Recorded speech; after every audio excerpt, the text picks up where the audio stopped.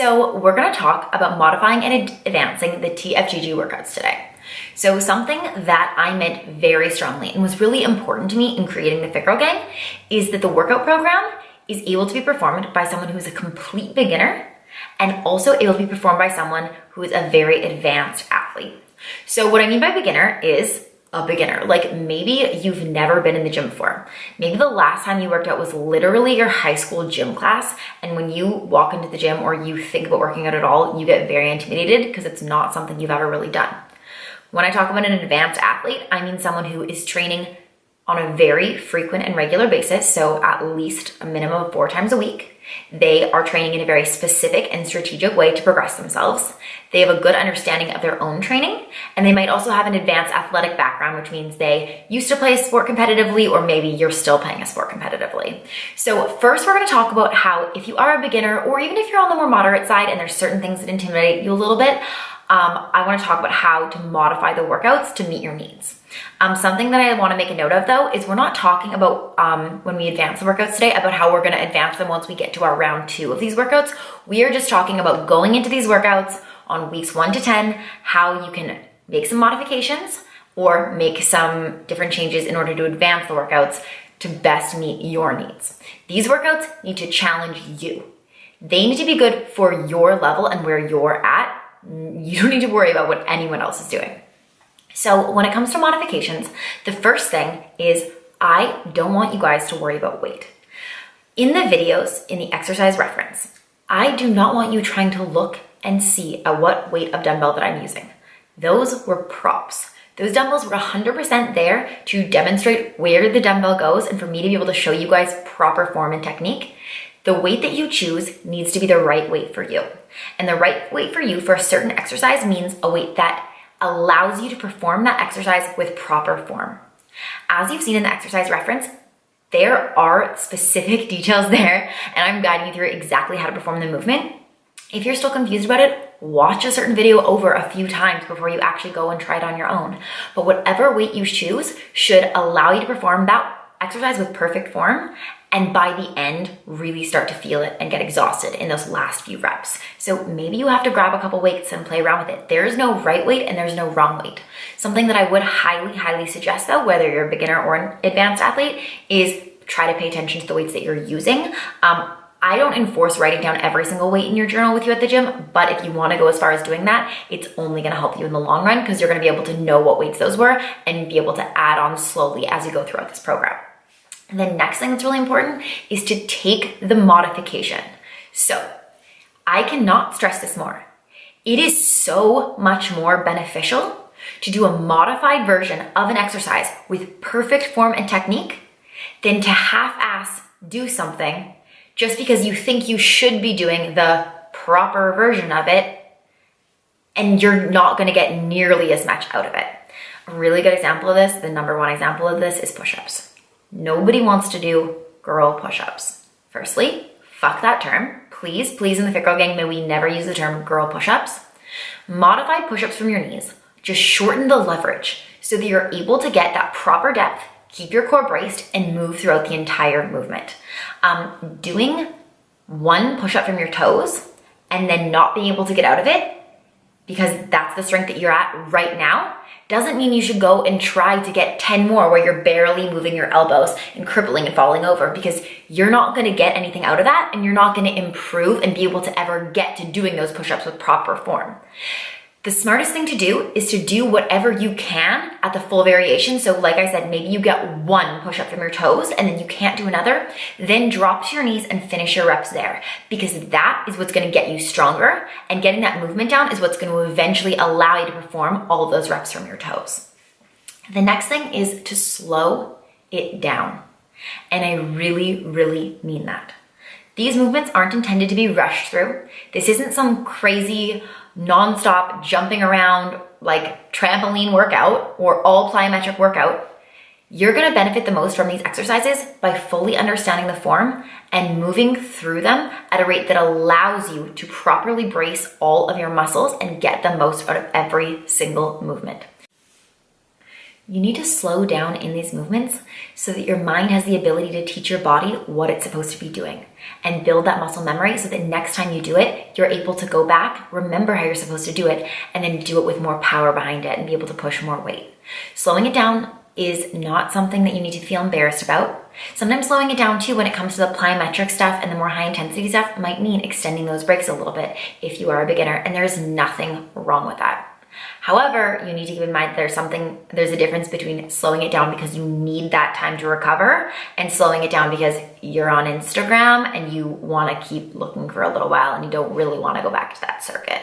So there is a difference, and it's really important to differentiate that. But if you do need a little bit more time in between exercises and in between circuits, that's fine. Take the time that you need, not the time that you might want. The next thing that we're going to talk about is overall eliminating the jumping movements if you're finding that they are too much for you right now. I'm not suggesting that because you're a beginner, you can't do these jumping movements. That's not what I'm saying whatsoever. I'm saying if you are doing the jumping plyometric movements and you're finding that your knees are killing you, that you're landing down hard, that you're not able to maintain the form that it's demonstrating in the videos, then for instance, in a jump squat, get rid of the jump and just focus on your power bodyweight squats, going up and down, squeezing your glutes hard and moving with perfect form throughout that. Maybe at the top of the burpee, don't jump and explode up into the air if you're not ready for that. I'm not saying don't start off at that point. I'm saying if it gets to be too much and you are putting yourself at risk for injury, that's when you can reduce those jumping movements and slowly start to incorporate them later. The last thing that I want to talk to you guys about for modifications are the core components of every single exercise. Something that's really special about the Fit Girl Gang is that there is core incorporated into almost every single workout, and that is because we need a strong core for everything that we do. The core is what is going to support us in all of our lower body movements, in all of our upper body movements, and the core is the center of everything, so you're going to see a lot of core. If it gets to be too intense, all you have to do is slow it down a little bit. Don't rush through it. If you need more touch points on the ground with core, which means say you're doing a Russian twist and you're not able to keep your feet up in the air, you can rest your heels. That's completely fine.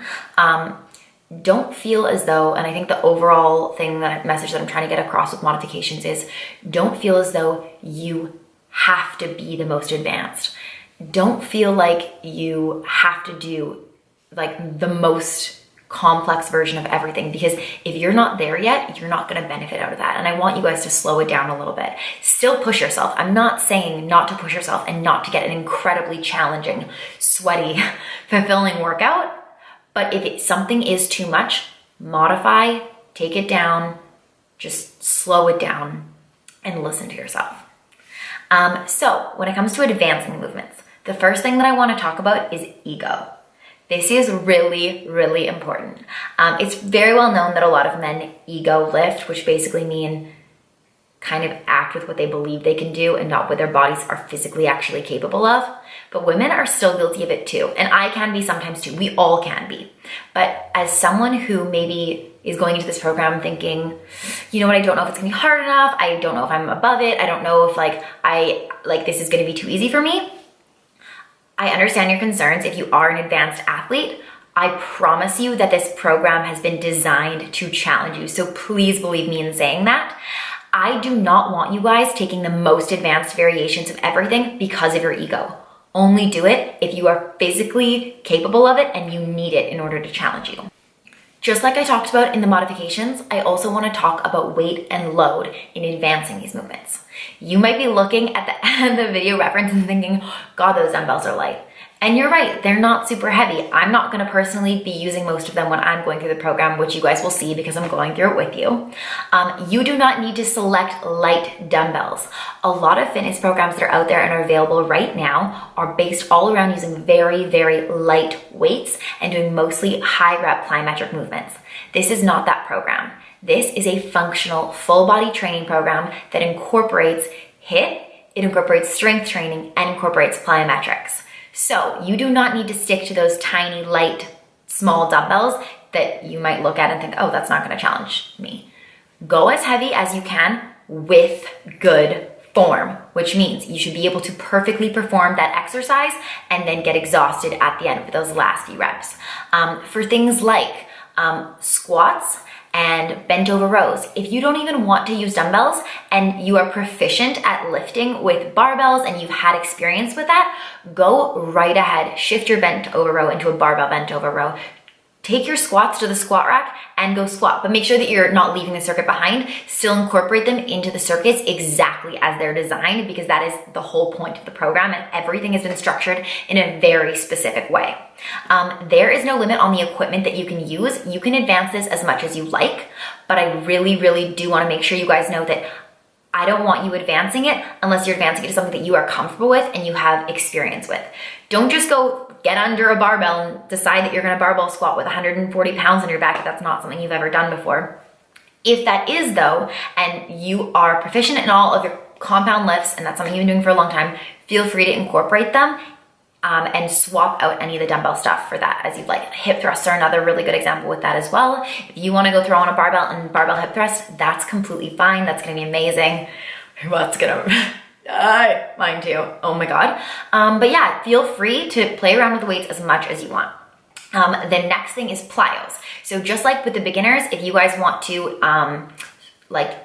focus on backing off of the plyos, if you guys, especially in these first few blocks, really want to up the plyos, go right ahead, add in a few extra reps. That's completely fine. Of course, you want to go until you're absolutely taxed. But rather than just adding reps, I would like to challenge you guys to focus on the explosiveness and the power of every single movement. There's one thing to do a jump squat or to do a burpee. It's another to think I'm going to jump as freaking high as I can every single time. And if you guys are doing that, and if you're honest with yourself, you're not going to need to find that you need to add any reps on there whatsoever. The last thing that I want to talk to you guys about for advancing is core.